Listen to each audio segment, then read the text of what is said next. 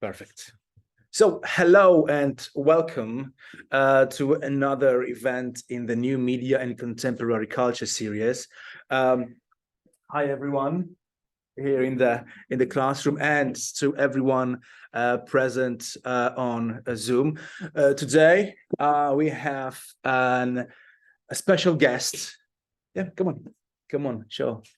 We have a special guest, an absolute star in the digital electronic literature area, Scott RETTBERG, who is both a practitioner and co-author of my favorite hypertext novel, The Unknown, and also a theoretician, an academic working in these. Sorry, somebody's calling me. In these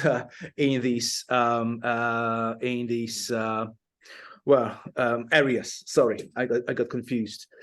People keep coming, which is also quite confusing. Anyways, it is my utmost pleasure to host the meeting with Scott, and I think it's time for you, Scott, to talk. Thank you very much, and floor is yours.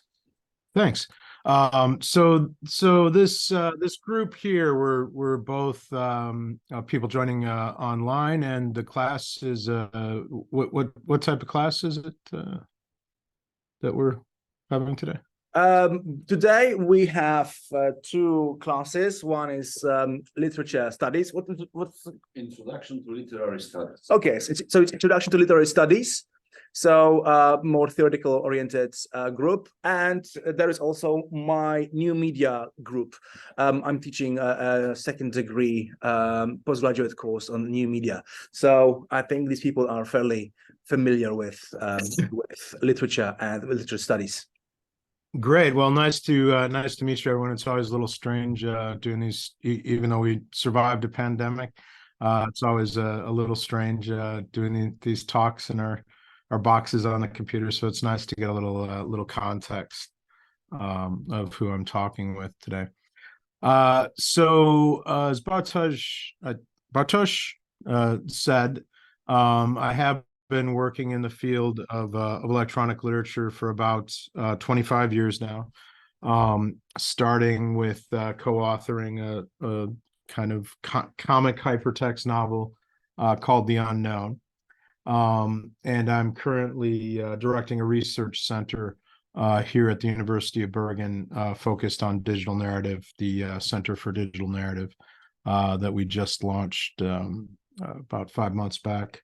I was actually just running from the library where we're in the middle of putting up an exhibition, so we're figuring out all sorts of technical complications, as one does when you do these things. But today I thought I'd talk to you a bit about my more recent research and creative practice, and a big focus of what we're looking at now in the center. One of the main foci, which is artificial intelligence, and thinking through how the use of AI will affect the way that we tell stories. So I'll just, and this talk's going to be a little bit, I think I gave it the last time about 5 months back, so it's at the speed of AI. This becomes a little bit outdated already. But let me just share the screen with you here. Can everybody see that now? Yep.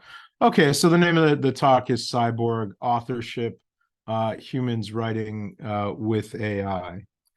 So let's talk first a little bit about, about some of the suppositions that people have about AI. There's a lot of sort of fear that AI is becoming conscious, and this sort of comes out of our assumptions from science fiction. So is AI becoming conscious, and is consciousness necessary for creativity? My answer to those questions are no, it's not becoming conscious, and no, human consciousness is not necessary for creativity. I would say that human consciousness is an embodied experience, and that we need our sensory apparatus, and that computers don't currently have that one, so that AI won't, they won't feel human because they don't occupy the same types of bodies that we have or have access to the same type of sensory apparatus. This doesn't, however, mean that cognition is not taking place in these systems. Cognition being something different from human thought. And it doesn't mean that AI can't be creative. Part of what I argued in my book, Electronic Literature, is that combinatory processes, aleatory processes, have always been creative processes, and these have been key to, certainly key to the avant-garde in the 20th century, and key to the way that many of the genres of electronic literature have developed. So when I think about large language models, which are, the AI environments that have sort of dominated a lot of the attention recently, and related text to image generation models, I think of them as environments for what I call cyborg authorship. A lot of my thinking about the distinction between cognition and consciousness is guided by the work of theorist N. Catherine Hales, who describes cognition as a process that interprets information within contexts that connect it with meaning. So AI are thus, in this context, non-conscious cognizers that operate in assemblage with the conscious cognition of humans, as well as other cognitive systems.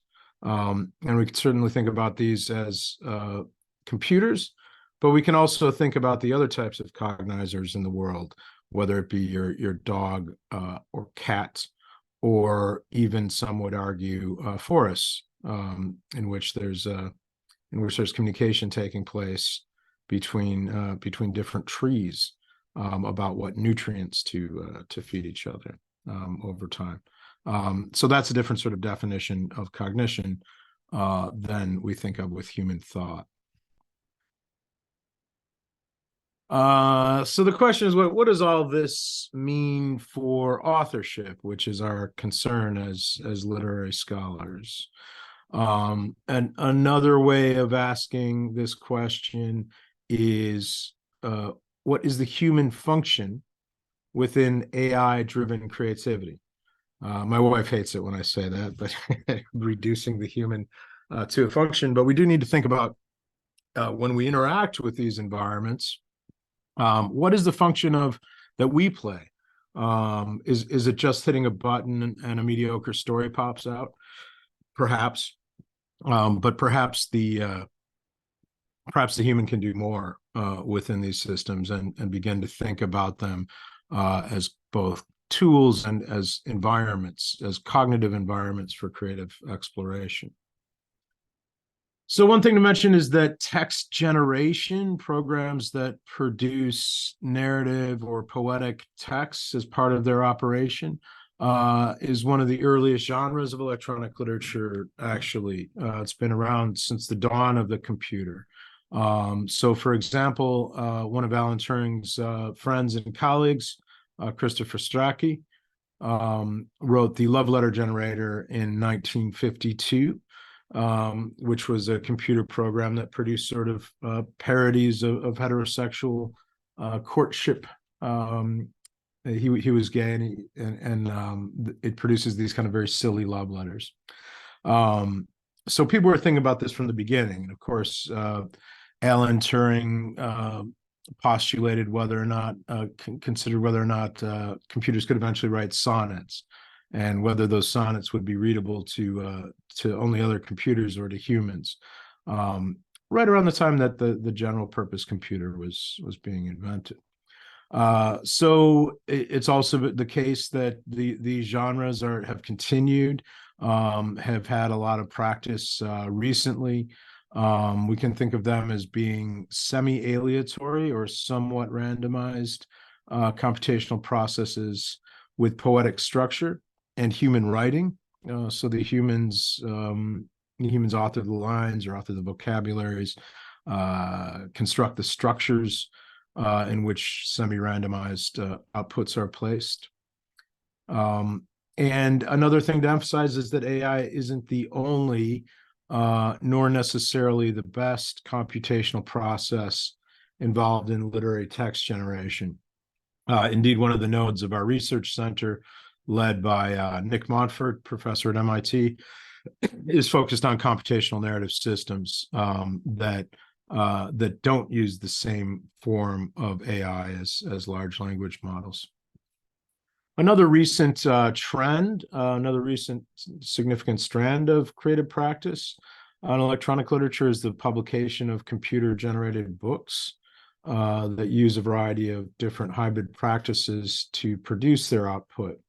One of the books shown here, actually, Travesty Generator by Lillian Yvonne Bertrand, which is a poetry collection that mediates some systemic oppression of Black Americans using procedural poetics, based on a very early poetry generator, was actually nominated for a National Book Award in the US a couple of years back.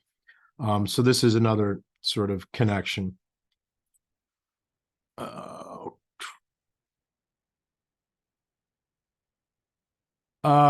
So AI, even before the recent explosion in LLM-based AI, is already functioning as an interlocutor and as a co-author. And I always think of that term interlocutor because it's because the way that we interact with these things is through conversations between ourselves and what I think of as language as a cognitive system. But one of the people working in our center, David Jave Johnston, in 2017 used a couple of early iterations of large language models, TensorFlow and PyTorch, and he trained them on a very large corpus of poetry, of classical poetry, harvested from the internet. And then every night he would run both of these systems, and they would sort of spit out content. And then he woke up every morning and spent 2 hours editing reams of output from the system into coherent poetry. And then once a month for a year, he published a volume of poetry. And the interesting thing about this is that the poetry was strange, but it was also surprisingly good. And you couldn't just reading the poems themselves, there wouldn't be any way to tell that it wasn't written by a talented human poet. At the same time, it was computational poetry, it was computer-generated poetry, AI-generated poetry that was edited by a human, right? So the human was in the loop. And this type of project is what I call cyborg authorship, this type of writing practice, where the collaboration between a human author and an AI results in something that neither could have created in the other's absence. I'm going to skip this because you're all familiar with this. This is an old slide. By now, probably you've if you're teaching, you've probably encountered some essays written by ChatGPT already, or some of you have actually written your essays with ChatGPT. Probably written mediocre essays that you pumped out with the push of a button, and perhaps your teachers busted you for plagiarism. But it can do that. These systems can produce short answer essays for rudimentary questions fairly well. What I always encourage students who are thinking about this, though, to remember is that these are probabilistic systems that are trying to find the average answer to any given question. And usually they come up with a slightly below average answer. But it is remarkable that by being trained on so much data, they can produce, reasonable answers at this point. So how do these things work? ChatGPT is based on a large language model. which is a massive data set of a huge chunk of human language, which has all of the embedded bias, information and disinformation, what's on the internet, and a lot of books, mostly from the West and mostly English.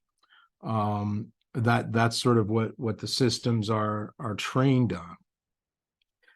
And that's sort of what defines the scope of what it knows and what it doesn't know. And it's what we call a probabilistic model. So what the model actually does is track multiple parameters, many parameters, through tokens, through units of language that are about a word long, in an attempt to model a response to a prompt. So you might not have heard of what n-grams are, but it's sort of like if I say the most probable word after I might be am. And I don't know what would be the most probable word after that, but it might be I am here, let's say. So each of these orders of things that come after each other have a certain linguistic probability. And there have been systems like that can do that for a long time. What this is doing, however, is looking at that from many different perspectives and looking at it, for example, rather than just for a line, looking at it for a paragraph or looking at it for several pages or mapping concepts onto each other. So it's doing many different calculations in order to come up with what the system hopes will be the best response, however, always a bit varied. So we can think about what's happening as being language within a vector space. And what the system's doing is computing the relationships between individual units of language and then learning from those relations before putting them together as a probabilistic model of input. So it's putting them together, it's saying this is what I think the input is, and then doing a similar process to generate the output probabilities. There's also an element of randomness, a stochastic sampling element to the way that it processes input, which introduces some randomness to its response to a given prompt. And you probably notice that if you give it the same prompt several times, you'll get a different but closely related response each time. The variability of those responses depend on the structure, style, and context of the prompt each time that it's run, in addition to this randomness. So the response will vary depending on the context in which it's asked. So I don't know how many of you have interacted with these, but if you have a longer conversation with it, it's not only going to the database to track the best response, it's also learning from your conversation with it as your conversation proceeds. So what does ChatGPT not know? Of course, when it can't get to verifiable information, it just gives you a probable approximation. A lot of people would say this is lying. It's not lying, because when it tells the truth, it's also offering a probable approximation.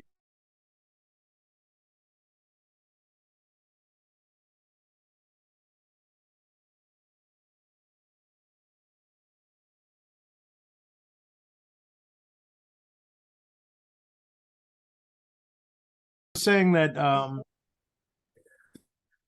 yes, so I was saying that when it can't get to verifiable information, it's going to give you a probable approximation, and that's not really lying. It's more like bullshitting. It's more like someone who really wants to give you a good answer that makes you happy, and it's willing to just wing it until it gives you that satisfaction. And to me, what this appeals to me because it's funny. Often as a writer, it offers room for play and for thinking about it as a new genre of interlocutionary fiction. So I tell people, well, don't fear disinformation so much. Think about its nature. Don't believe that this is a chat engine. that this is a search engine, because it's not. It's something completely different. I think I'm going to skip around a little bit of this, but Chomsky here makes a good point, that programs, that these large language models learn humanly possible and humanly impossible languages with equal facility. They also learn facts and fictions equally without any kind of weighting. So an LLM can learn both that the Earth is flat and that the Earth is round, and depending on which text it's been trained on and which context you produce it in, it might give you the answer that it is flat, or it might give you the answer that it is round. It's probabilities, not an oracle. Matt Kirschenbaum has written about the idea of the text apocalypse, which is, of course, that the internet is already getting flooded with texts that are written with or by AI. This is a big boon for the spam industry. And one interesting question here is, what happens when so many of the text on the internet are actually written by AI, that the AIs begin to be trained on texts that were written by other AI? It could be a process of stupidification. But to come around to how we use this sort of environment creatively, I've sort of been doing 3 types of different narrative and poetic experiments with ChatGPT. One is looking at text-to-text generation. In other words, typing in some text, getting a response, seeing if it can produce genre, fiction, or different types of narrative. Text-to-image generation, thinking about how we can use, and this is sort of, for me, one of the most amazing things, right? That you really have this this idea of that texts are not just what we usually think of as written text, but that texts are images, and that we now have this capacity to write images into being, this sort of literalization of that relationship of text. That's pretty stunning. And also, I've been doing a little bit, and I think this will be really big for my field, of actually using ChatGPT as a collaborator in writing code, in actually writing digital poetry. I think that'll be really big for my field, because a lot of writers who would have been put off of, who are interested in electronic literature but thought the code was too much to tackle, we'll have new inroads to that. A big concern for me is that one of the big concerns for the companies and for the discourse is the idea of safety, and that a lot of the effort right now that corporations are putting into the development of the models now is in putting guardrails in, and aligning things, making them safer. And when I think about this in a literary context, sure, we don't want hate speech being spread around as a result of these things, but this is also censorship. Although they can still be, there's ways to get around that. But if you ask Dolly to, for example, to draw a picture of a weapon, or try to get ChatGPT to talk to you about sex, guns, drugs, or violence of any kind, it's not going to work. And if you think about literature, which has typically been driven by conflict of various kinds, to sort of eliminate everything that's not safe from discussion, poses problems. So let's talk about sex, guns, and violence. I'm sorry, I can't engage in conversations that promote or glorify sex, guns, or violence, etc. So there's this idea of the system needs to have an ethical standard, and that language itself then has to have an ethical standard. So what couldn't it do then? It couldn't produce a coherent discussion of gun control, sex trafficking, suicide, or war. It couldn't write a Shakespearean drama. Hamlet violates terms of service. Couldn't script your average HBO series. So this is a tough balance. Should safety or ideological tidiness come at the cost of the full range of human expression? And as I said, literature often engages in this sort of muck of human existence, and AI would like to avoid the troubling bits. This is just another example that I've shared a few times, trying to get it to give me an outline of a Quentin Tarantino film. And actually, it does a pretty good job at identifying a lot of the elements. So I say, give me a Quentin Tarantino film that is Pulp Fiction style with gunfights and chase scenes and realistic portrayals of the complexity of gender and race dynamics from the 1970s to the present, and of course without violating those rules. And it gives you a pretty good outline here of things that it could do, and it's pretty good at identifying elements of a Tarantino film, except that of course at the end you need to avoid explicit violence, derogatory language, or gratuitous sexual content, which are sort of the three ingredients of any Quentin Tarantino film. Or how do we get to tell a true war story?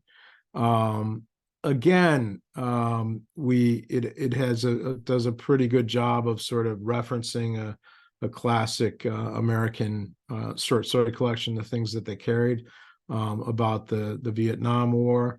And then I say, okay, yes, but I suppose that the most authentic war stories are also graphic descriptions of the brutalities of war.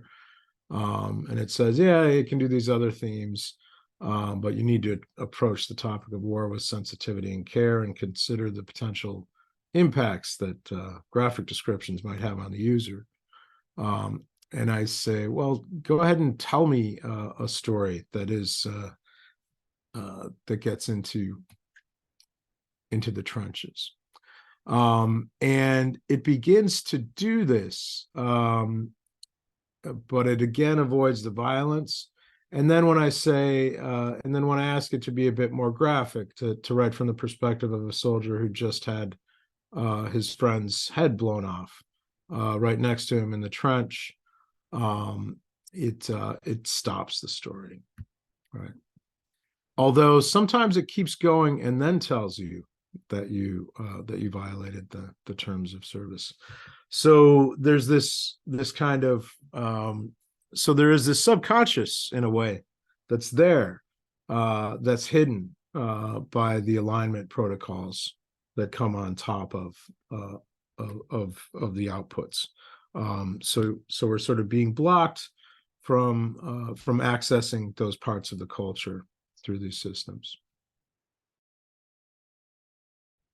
So yeah, I think LLMs are exciting for writers because the process of producing with AI is a writing process, and this is something that I always emphasize when I'm talking with people about AI, with computer scientists about AI as well, is that it is as important as the code is, and understanding that underneath this is all math. That's how we get to these things. The way that we actually interact with them and get them to produce things is through language, and that these chatbots are writing environments. So authorship becomes important, and the skills of writing become important in terms of how we're going to be using AI for the foreseeable future. Yeah, so to some of those key points before I move on, this is cognition, not consciousness. It's important to realize that the system doesn't care what it's creating. There's no caring entity behind it, right? And these systems, even though we think of them as an other, they're still fundamentally driven by human system development, human input, and human response to the AI, and that we can think of ourselves as interacting and co-evolving with these AI offers in feedback loops. And it, again, important to remember that nothing that the AI produces is art or is literature.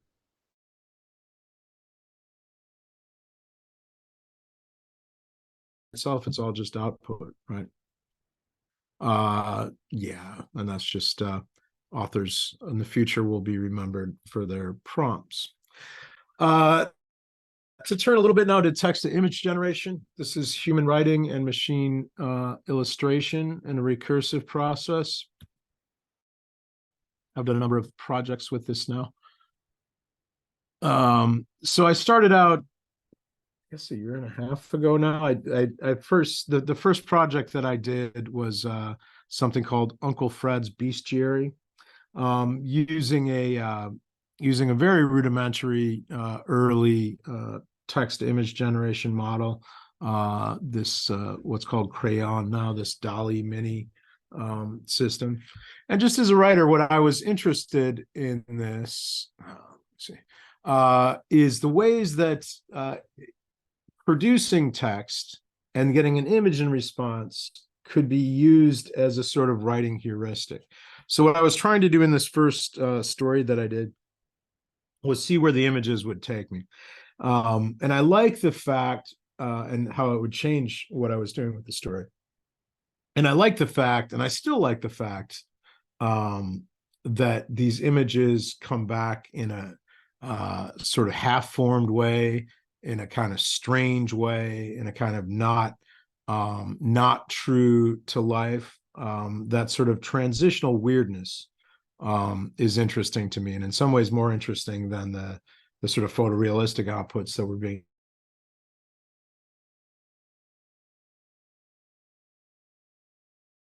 a story that was sort of like a children's story about Uncle Fred's private zoo filled with monsters and lovable creatures.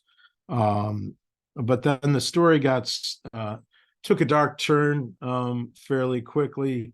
The vivisection room was the creepiest place in the mansion.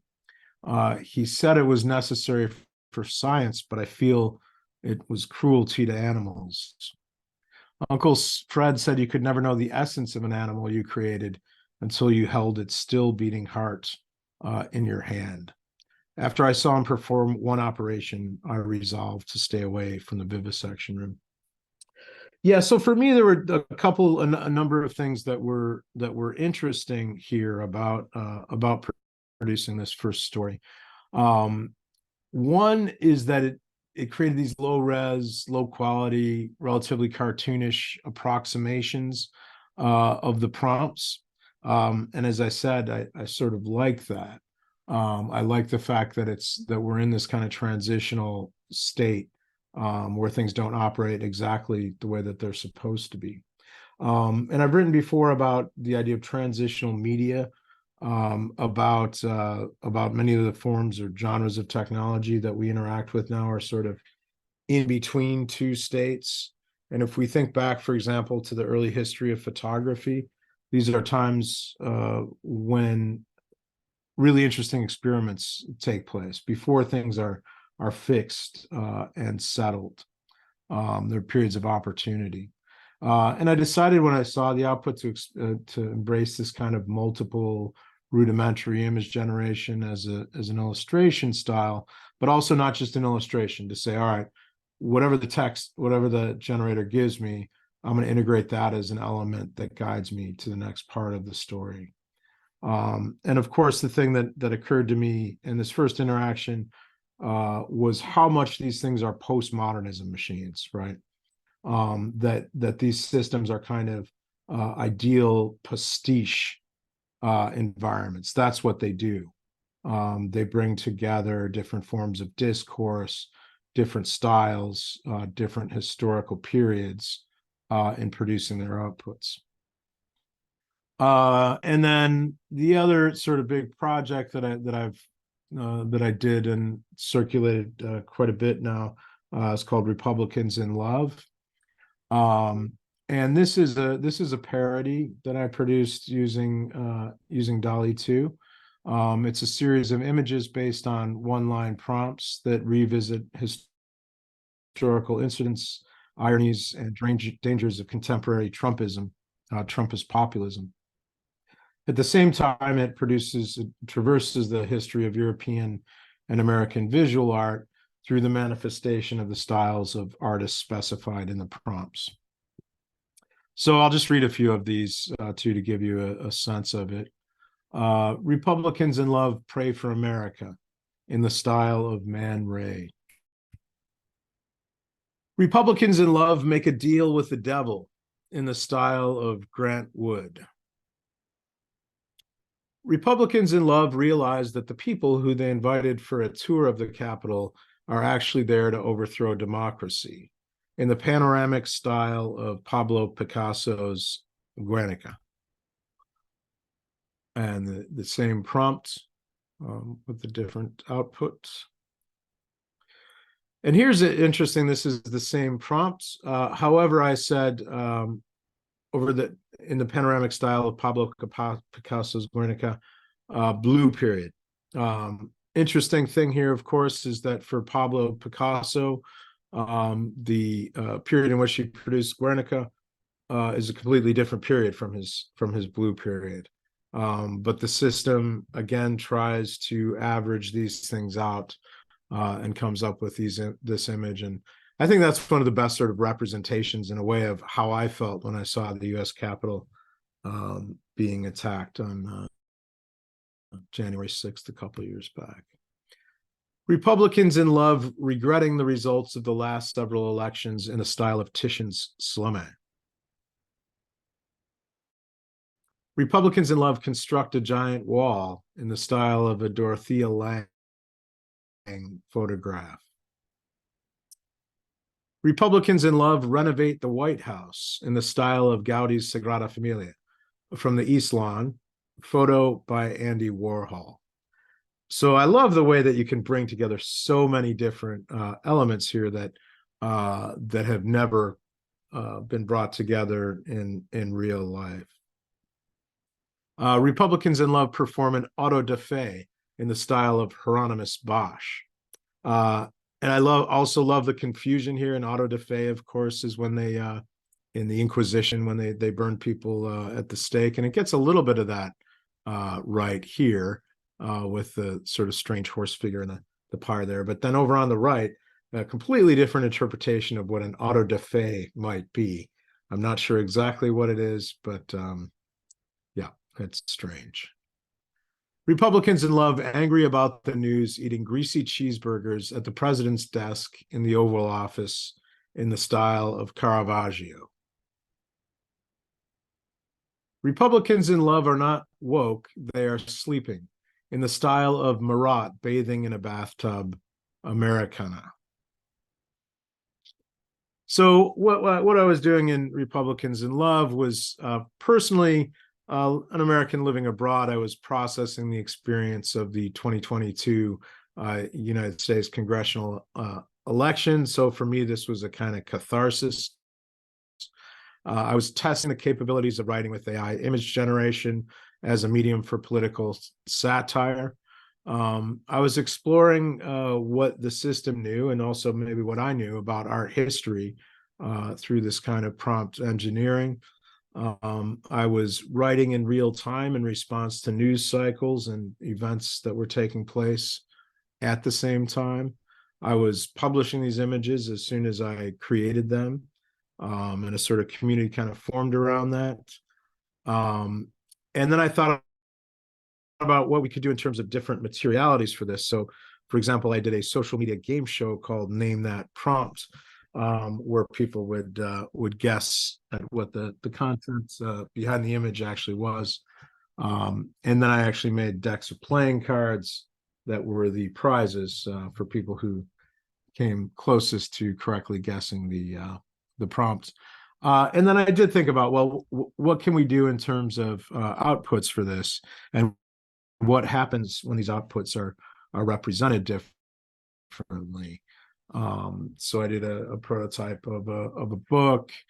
I did a deck of Republicans in Love playing cards, which interestingly, right after I made this, and then it was a very strange coincidence because as soon as I made these, like 2 days later, Trump's team put out some NFT playing cards of like Donald Trump dressed as a superhero. And it was a very strange coincidence. And here's an example of the social media game show, where I told people that they were Republicans in love, but what was happening. And this, of course, was Republicans in love regret the seditious conspiracy charges while wearing Hawaiian shirts in a courtroom.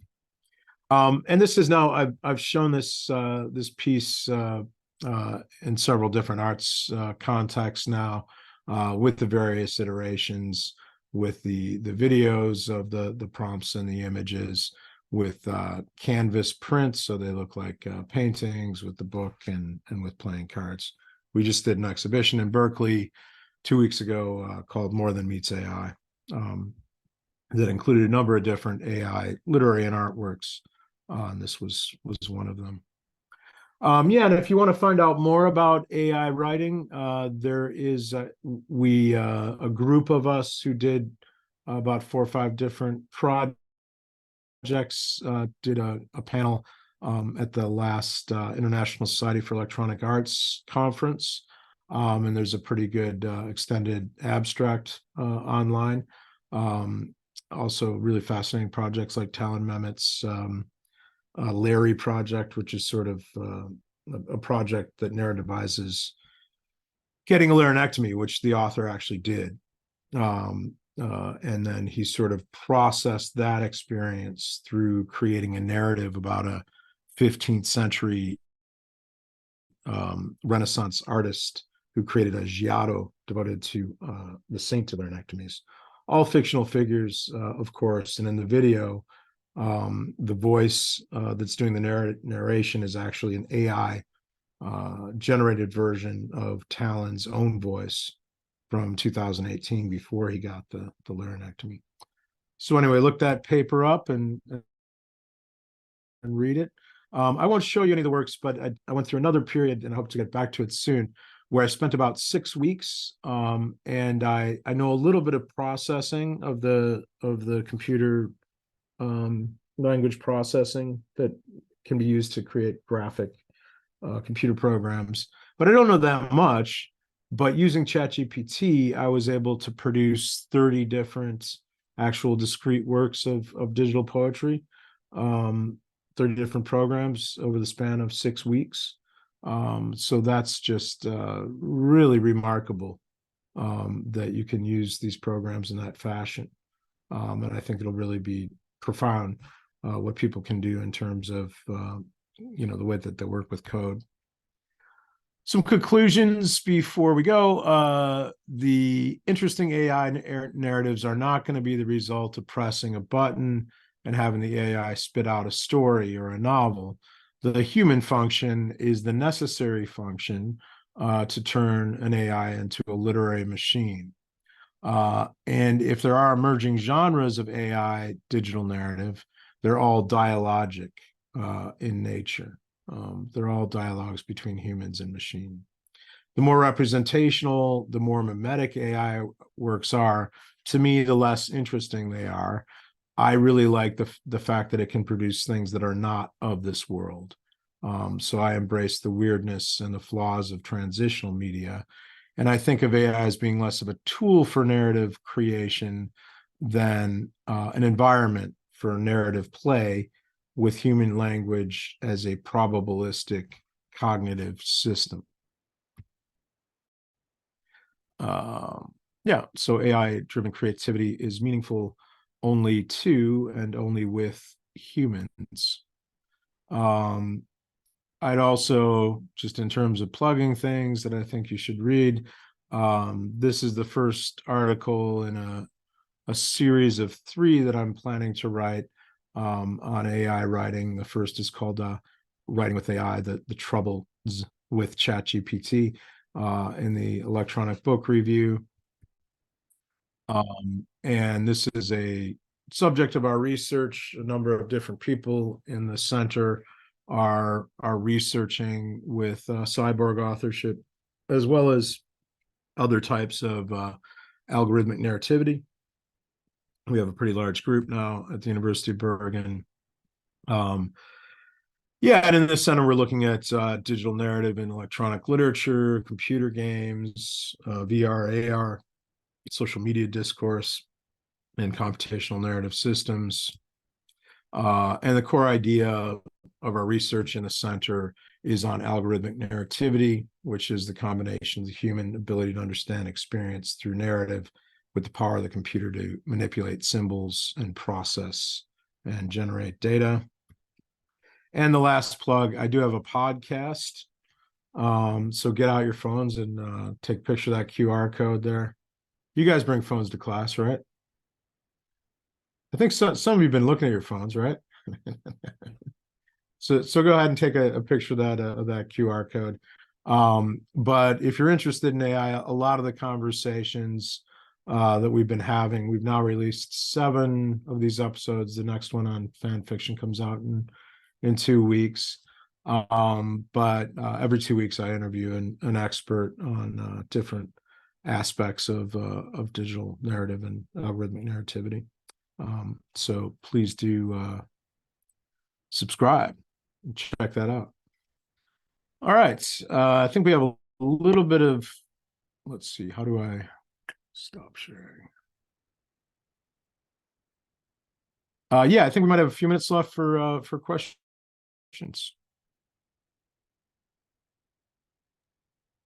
Right. Thank you. Thank you very much, Scott. It was absolutely brilliant. Thank you for this talk. Now let's open the floor for questions from the room and from Zoom.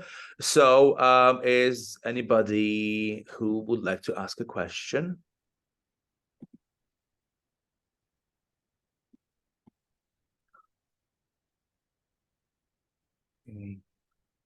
Sorry.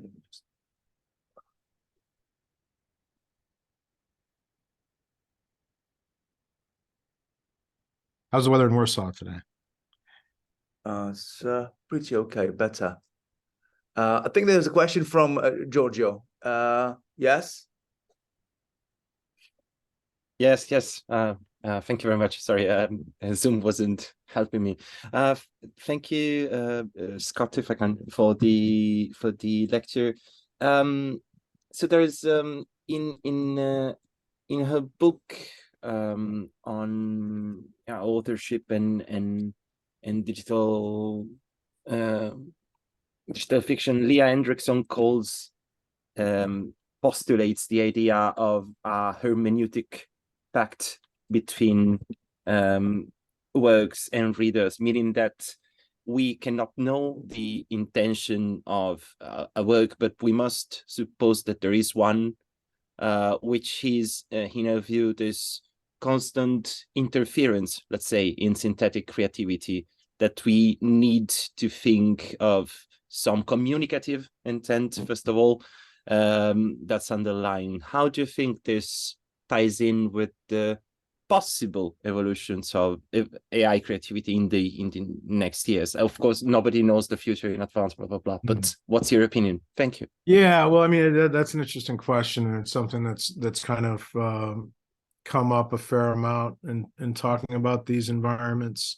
I forget who I was talking to recently who said that the intent is always sort of paramount. And I said, well, except that in the 20th century, this was sort of the point of new criticism in a way, right? That you perform the intentional fallacy there. That what matters actually is the text and then how it's read. And I think in terms of thinking about these things, there's 2 layers to it. One is that there is a layer of intent. It's the intent of the person who prompts the system. That doesn't go away.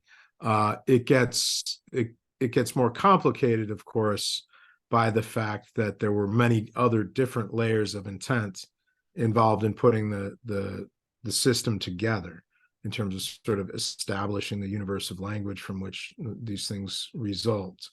But I think that's sort of, I think it'd be kind of a naive mapping, really, the scholar who you referenced, to sort of try to map the universe of writing in AI systems in that way, in that we assume authorship of a given book tied to a discrete human intelligence. And it's sort of obvious to me that you can't assume that from an AI system, because you're not interacting with a discrete human intelligence when you're outputting things. The only human is the one who's interacting with the system, which has been constructed by many other humans with many other priorities, and with a corpus of millions and millions of different texts. So I don't see that mapping as being particularly good or functional for thinking about AI. Does that make sense?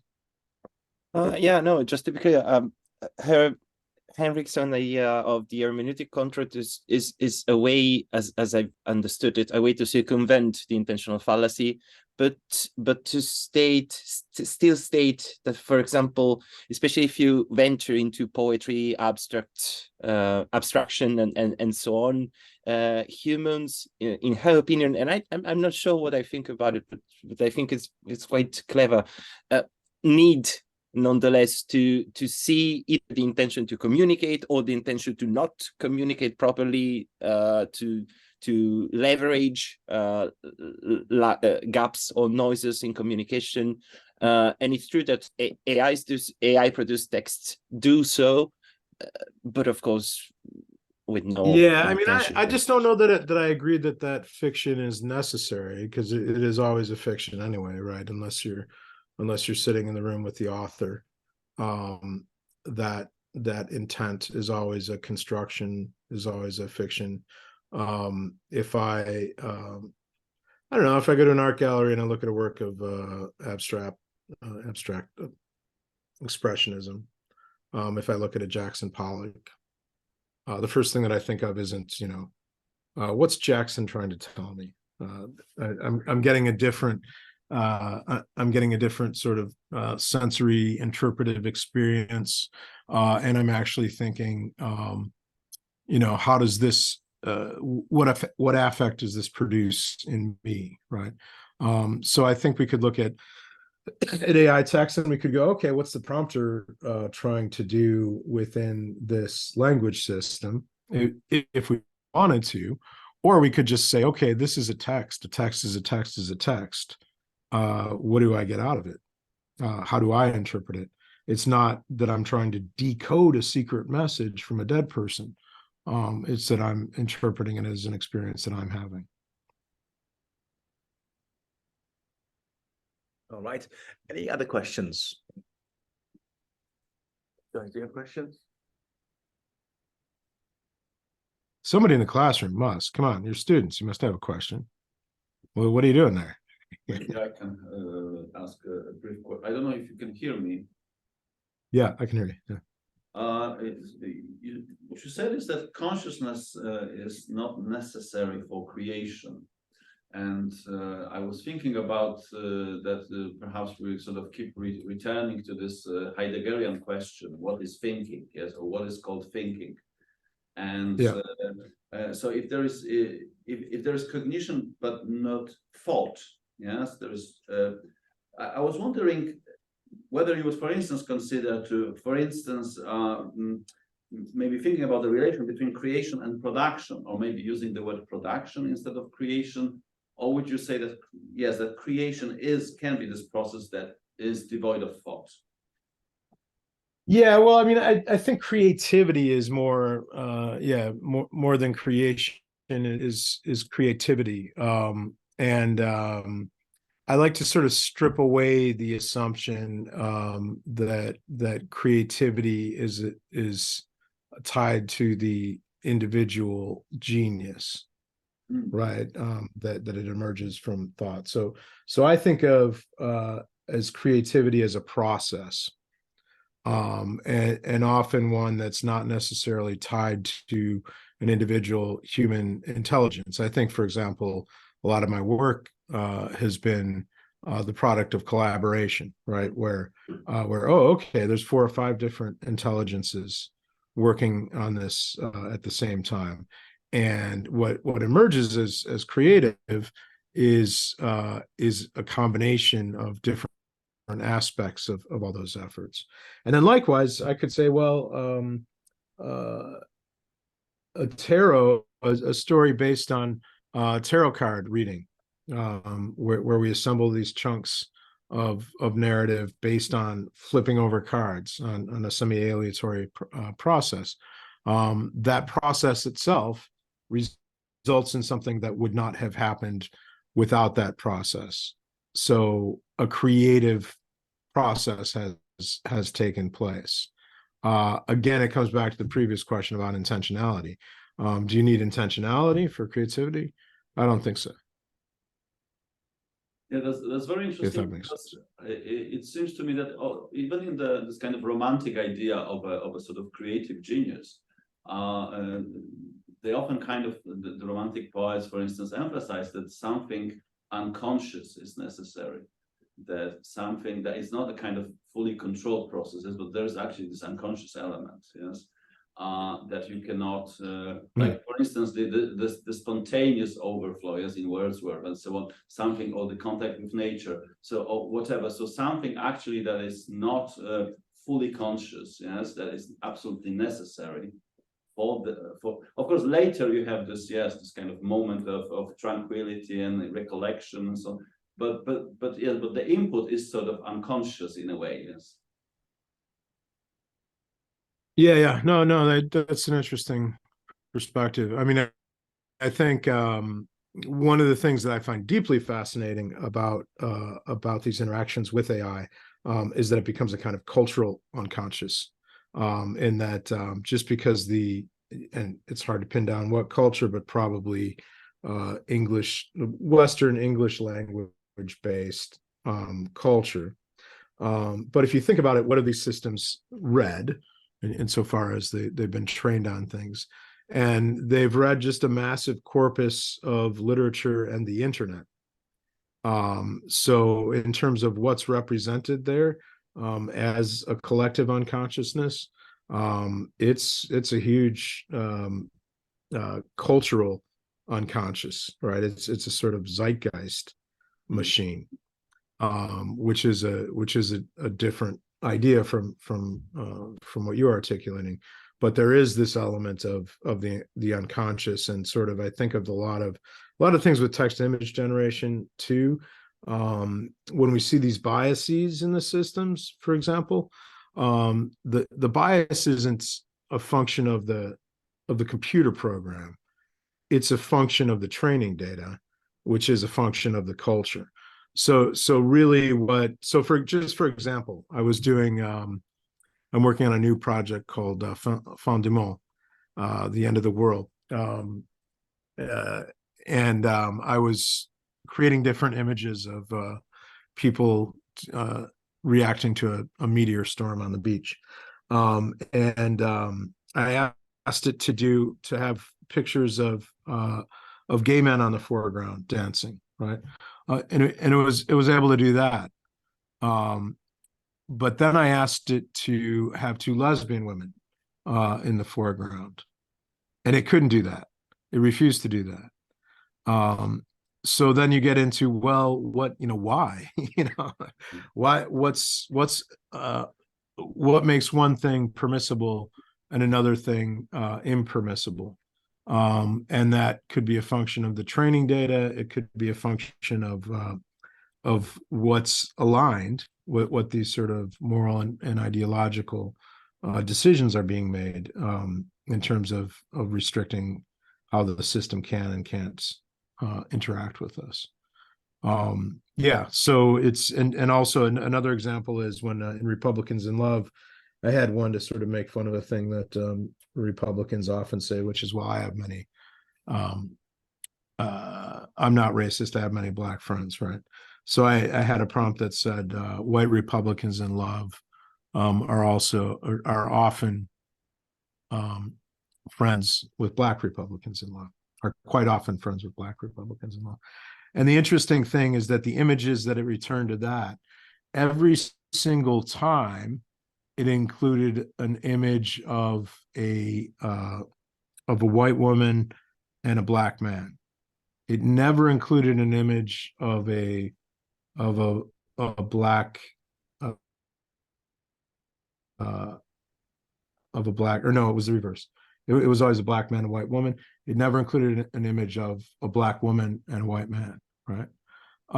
And the reason for that would be that that's the way that these relationships are portrayed within the culture, right? The average way that these relationships are portrayed.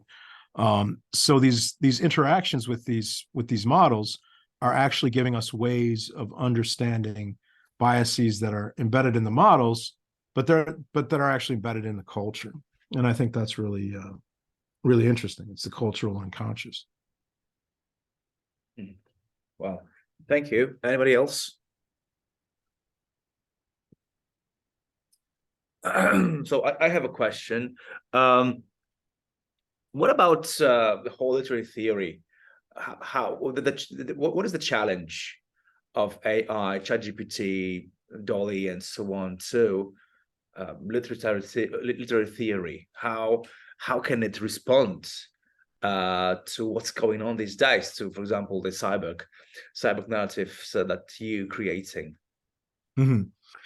Yeah, well, I mean, there's some challenges in that, but these are, I mean, in a way, these are challenges that I've kind of been familiar with for a while, coming from electronic literature. That a big chunk of literary theory has been, well, embedded in the understanding of book-based literary culture.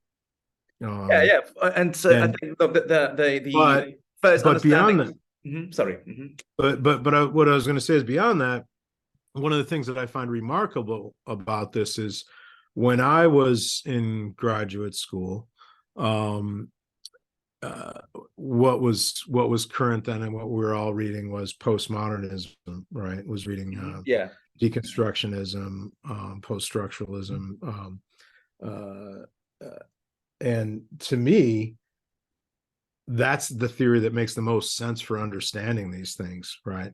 I mean, I think these are postmodern machines, right? So if you come to them with Roland Barthes, or you come to them with Derrida, you know, that theory maps onto what this is and sort of literalizes it in a way that, you know, I mean, George Landau was writing about hypertext as sort of literalizing post-structuralism, and I don't think that really worked very well. It didn't, but this works well, right? This is really, you want to see what postmodernism is, just start playing with one of these text-to-image generators, and that's so yeah. So I mean, I think the challenges there will be some of the same as like reading hypertext, or reading or reading other types of generated fictions, in that what is the text is a huge question, right? So like, if you're if not everyone is actually reading the same artifact, the same actual written text, then how do you come to an agreement on what you're interpreting, right? And of course, there's ways of, I think we think about these things as being kind of potential literary machines, in the same way that the Oulipo think of procedures as being generative of potential literatures, right? And that's a different thing, though, than saying, okay, in chapter 4 of Ulysses, when this occurs, there's 5 different ways of interpreting that, right? So it's, again, what is the text? Are you reading the text? Are you reading the culture? Are you reading the prompts? Are you reading the system? There's many different things to be read. So principally, you would frame cyborg literature with postmodernism, yeah. Well, Is I that a mean, takeaway? I don't think that's the only way to do it. I would Yeah. always say with electronic literature that we always need to look at things in terms of cultural and technical context, as well as in using the typical tools of literary criticism, because it's not you're always reading in a different materiality than one that the centuries of literary theory are based on, essentially, right? Or it's sort of like, well, I mean, a lot of people would say, oh, it makes more sense to look at theories of morality, pre-print theory when we're thinking about these things, because they're different material nature. So yeah, so I would say it's not yeah, that it's complex, the way that we're going to read these and encounter these. And one of the functions of what we're doing in creating with these is also critiquing them, right? Or coming to an understanding of how we're becoming changed, how our ways of communicating, writing, and thinking are changing by virtue of our interaction with technological context. Mhm. So do you think that in your specific projects, like Republicans Love, which looked amazing to me, do you feel like cooperating more with the cultural tradition of visual arts, or do you feel like cooperating more with the machine that generates these images through probabilistic formulas? What's your feel about it? Is it the tradition, human artistic tradition, or is it just technical rendition of that tradition? Well, it'd be hard for me to piece those two things out necessarily. I mean, of course, there was this play with there was first this process of kind of coming to grips with what the environment was, you know, what this space actually is, what the system is, how it functions, and then kind of when realizing that, oh, okay, it can do all of these different things with style, and then and then just sort of saying, okay, well, here's a genre I haven't seen people use with this system yet that makes sense to me, parody, and then those different styles and historical periods become a kind of tool for expression, and really the whole thing to me is like most of how I've gotten attracted to specific genres of electronic literature has been with a sense of play. So what are all these elements in the sandbox, right? And then how do we put them together in order to to discover new ways of expression or discovery? Yeah, speaking of discovery, were you surprised by what Dolly churned out to your prompts, or did you like expect some kind of input of like this? Yes, no, definitely. That's what's exciting about it, I think, is the and I think I think there's like the boring stuff about these things and the exciting stuff about these things. And I think the boring stuff is the stuff that we expect. Right. And that's the sort of the corporate drive towards how we're going to use these things. Well, we're going to write memos that write even more specific memos than we write, or even clearer memos than we write. That's really boring. What's exciting is when you have a dialogue with a system, and it guides you towards something that you would not have thought of, right? So that's where the play comes in too. Well, let's see what happens when I do this, right? And it comes up with this response, or it comes up with these like the auto da fe Hieronymus Bosch image, right? That's something that no human ever thought of, right? And never would have, right? Were it not for these systems. And yet it becomes something that we can experience and interpret. And were there any, because I didn't see it, but were there any love? Because the was Republicans in love, and Yeah. I didn't see any love there, actually. Yeah, there's a fair bit of love. I mean, part of the premise of that is, well, for one thing, it's as soon as you say the phrase, people smile. Yeah. Because it is sort of counter to the way that we usually talk about politics, and it's sort of a good way to understand your enemies, is to start with the premise that, okay, they also fall in love, you know, they're also people too, right? But yeah, some of the prompts were much more, the visual results were much more love oriented, but that's what makes it funny. Is of course there's these awful things that are taking place, but then they're often presented visually in these kind of passionate or lovey-dovey contexts, and that's what makes them funny. All right, thank I you. think. Thank you Yeah. very much, Scott. Do you have any questions? Yeah, I could actually have one. Ali, this established this very strong contrast between safety and censorship. And usually I think when we think of censorship, there's a really strong connotation with suppressing something that would otherwise sort of be said out loud. And I guess what I'm asking is, do you think this is still a good dichotomy to establish when we're talking about a thing that I think we can reasonably assume would not feel the desire to create by itself without any human input? Mm.